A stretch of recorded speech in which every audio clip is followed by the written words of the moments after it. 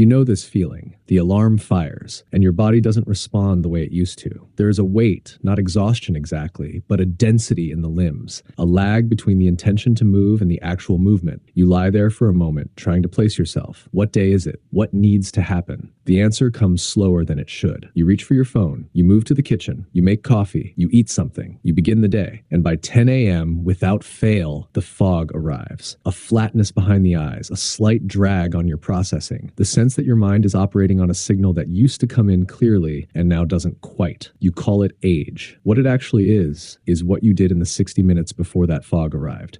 Because every habit most people over 40 have built into their morning, the ones that feel normal, necessary, even healthy, is triggering a measurable biological cascade that ages the brain faster than time alone ever could. 4 habits, 4 hidden mechanisms, and today we go through all of them. Habit 1. But here is where the misunderstanding turns dangerous. Most people believe checking their phone first thing is harmless, maybe even productive, a few minutes to get ahead of the day before it begins. What they do not know is that they are walking directly into one of the brain's most critical and most vulnerable biochemical events of the entire day. Every morning, within the first 30 to 45 minutes after you wake, your cortisol levels rise by approximately 40 to 70% above your baseline. This is called the cortisol awakening response, the CAR. It is not a stress spike. It is the body's most sophisticated daily ignition sequence, mobilizing glucose, sharpening hippocampal prefrontal connectivity, priming your attention architecture for focused, sustained thinking. On the mornings the CAR completes correctly,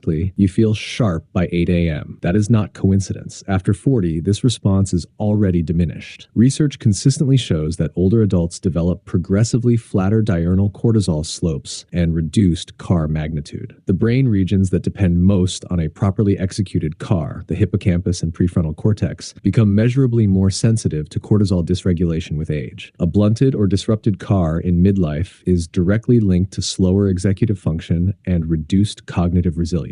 The system is already running at a lower capacity, and you are introducing a stress load into it before it has even finished activating. The risk compounds over time. Habitual morning stress from any source chronically elevates evening cortisol, disrupts sleep architecture, and over years drives hippocampal atrophy. Long-term HPA dysregulation appears in the research literature as a consistent upstream factor in Alzheimer's disease and dementia risk. You are not just fragmenting a morning. You are making withdrawals from a neurological account that has no mechanism for deposit. The protocol is simple. Delay emotionally loaded digital content, news, email, social media for the first hour. Get natural light within 30 minutes of waking. Light is the primary external regulator of both your cortisol rhythm and melatonin clearance. Let the CAR complete, then begin the day. Habit 2. What most people consider a harmless omission is actually the most preventable form of daily cognitive impairment there is. Your brain is approximately 73% water. You have just spent 7 or 8 hours without a single drop. You wake mildly dehydrated every morning, and most mornings nothing is done about it. The threshold at which this becomes measurable is far lower than anyone expects. A fluid deficit of just 2% of body weight is sufficient to cause significant, documented decline in sustained attention, memory recall, and processing speed. A Penn State study confirmed that adults experiencing naturally occurring dehydration, not from exercise, not from heat, simply from sleeping, performed significantly worse on sustained attention tasks. Physiologically, dehydration increases blood viscosity, triggers compensatory cerebrovascular constriction via sympathetic activation, and reduces cerebral perfusion at the exact moment you are demanding the most from your brain. MRI studies have documented real, measurable shrinkage of brain tissue volume following fluid loss. Not metaphor, not theory, structural. After 40, the compounding is severe. Thirst perception diminishes with age. Arterial walls stiffen. Autoregulation becomes less efficient. The aging brain is less equipped to buffer volume depletion than it was 2 decades ago. And critically, it is no longer signaling loudly enough to tell you so. There is a deeper layer. The glymphatic system, the brain's perivascular waste clearance network, activated during sleep, flushes amyloid beta and tau proteins from the interstitial space via CSF exchange. This process depends directly on adequate fluid volume and arterial pulsation as its driving force. Dehydration reduces cardiac output and pulse pressure, weakening the very mechanism your brain depends on to clear the proteins most directly associated with Alzheimer's disease. One large study tracking over 1,000 adults aged 65 and older found that those with chronic dehydration had twice the risk of developing dementia over the follow-up period. Dehydration also promotes protein misfolding and impairs cellular clearance, accelerating exactly the accumulation we are trying to prevent. Before caffeine, before food, before the phone, 250 to 500 milliliters of water. This is not a wellness ritual. It is basic cellular maintenance for a brain that just spent 8 hours working while you slept. Habit 3. This is the part that will disturb you most, because this is the habit that feels the most innocent. After 40, the brain undergoes a process called glucose hypometabolism, a progressive, measurable decline in the efficiency with which the hippocampus and prefrontal cortex extract and utilize glucose. This process is visible on brain scans in preclinical populations, decades before any cognitive symptoms appear. The aging brain is already running on a compromised metabolic engine. That is not speculation. It is what the imaging data shows. Now consider what you eat into that environment. Refined cereals, orange juice, white toast, sugary yogurt. These foods produce rapid, steep blood glucose spikes and a corresponding insulin surge. And research has confirmed that even moderate glucose fluctuations push microglia, the brain's resident immune cells, into an activated pro-inflammatory state, triggering measurable increases in TNF-alpha and inflammatory enzymes. Critically, aged microglia, already primed toward an inflammatory baseline, respond to these spikes more severely than younger cells. Chronically, this pattern drives what neuroscientists now refer to as type 3 diabetes processes in the brain. Sustained high insulin progressively downregulates brain insulin receptors, eroding the neurotrophic signaling that maintains synaptic plasticity and neuronal survival. Glycation end products, chemical byproducts of sustained glucose excess, cross-link proteins in ways that directly accelerate amyloid beta aggregation and tau hyperphosphorylation. Those are the two defining pathological features of Alzheimer's disease. And greater glucose variability, not just high average glucose, but the daily roller coaster of spikes and crashes, has been directly associated with hippocampal atrophy and measurable decline in cognitive performance. The mid-morning fog, the irritability at 10 a.m., the crash you have normalized as part of your day. These are not tiredness. They are neuroinflammatory metabolic events, predictable, measurable, and entirely self-administered. The correction: combine protein, healthy fat, and fiber with your carbohydrates. Aim for a glycemic index below 55. Slow the glucose curve. Protect the hippocampus from the inflammatory cascade that has been starting your day for years. Habit 4. And here's where everything converges. The habit that nearly every person watching this will defend, even after everything we have just covered. Coffee. Specifically, coffee, the moment you wake up. Understand this clearly. Coffee is not the enemy. Moderate, consistent caffeine intake is associated with reduced dementia risk, better executive function, and measurable anti-inflammatory properties. The evidence is real, but the evidence is conditional. And the condition is timing. Caffeine works by blocking adenosine receptors, A1 and A2A, in the brain. Adenosine is the compound that accumulates during waking hours and creates the sensation of fatigue. But here is what almost no one knows. Adenosine is at its absolute lowest concentration the moment you first open your eyes. Your brain has spent the last several hours actively clearing it during sleep. There is almost nothing left to block. You are not waking a depleted system. You are introducing a pharmacological stimulus into a system that is already activating on its own and already mid-surge in cortisol from the car. Research from Duke University found that habitual coffee drinkers had approximately 32% higher adrenaline levels and 14% higher noradrenaline on caffeine days compared to caffeine-free days. Blood pressure remained measurably elevated well into the afternoon. Caffeine also directly stimulates the HPA axis, enhancing ACTH and cortisol output, stacking hormonal stimulation on top of a cortisol surge that was already in progress. After 40, older adults clear caffeine approximately 33% more slowly than younger people. The same cup that cleared your system before noon in your 30s may now be degrading your sleep architecture at 11 p.m., a cost you are paying in the currency of the next morning's fog. And the mid-afternoon crash, the one that drives the second cup and the third, has a precise mechanism. When caffeine suppresses adenosine before it has meaningfully accumulated, it does not remove it, it delays it. When the caffeine clears, the suppressed adenosine floods your receptors at once. That is not fatigue. That is a pharmacological rebound, engineered by the timing of your first cup. The solution is exact. Delay Delay your first coffee by 60 to 90 minutes after waking. Allow the natural cortisol arc to complete. Allow adenosine to begin its normal accumulation. When caffeine meets adenosine at a real concentration, it performs exactly as intended, extending genuine alertness without manufacturing the conditions for the crash that has been controlling your afternoons for years. Your brain is not failing. It is responding precisely, predictably, to the inputs you deliver to it every morning. 4 habits, 4 converging disruptions: a cortisol hijack, a cellular drought, a metabolic inflammatory cascade, and adenosine suppression loop, all deployed before 8 a.m. Protect the car, hydrate first, stabilize the glucose curve, time the caffeine. These are not lifestyle suggestions. They are targeted interventions at the level of neuroinflammation, glymphatic clearance, and HPA axis regulation. The brain you bring to the rest of your day is the one you built or didn't in the first 60 minutes after your eyes opened. But understanding your morning is the entry point, not the destination. What is happening to your brain after 40 is part of a larger, coordinated biological transition, hormonal, metabolic, neurological, that most people are navigating without a map, misreading every symptom as inevitable decline. The science of aging after 40 is that map, not a wellness guide, not a list of tips, a clinical diagnostic manual for the midlife biological transition built on peer-reviewed research that explains precisely what is changing in your body, why it is changing, and what the evidence actually prescribes in response. This is the reference your physician doesn't have the appointment time to give you. Available now for $19.99. Click the link in the pinned comment or visit the link in the channel profile. Now that your mornings are working for your brain instead of against it, the next question is that stubborn shift in your midsection. Because the way your body stores fat after 40 is fundamentally different than in your 30s, even if your diet hasn't changed a bit. Click right here to understand the biology of midlife weight gain. The explanation will change how you interpret what your body has been telling you for years.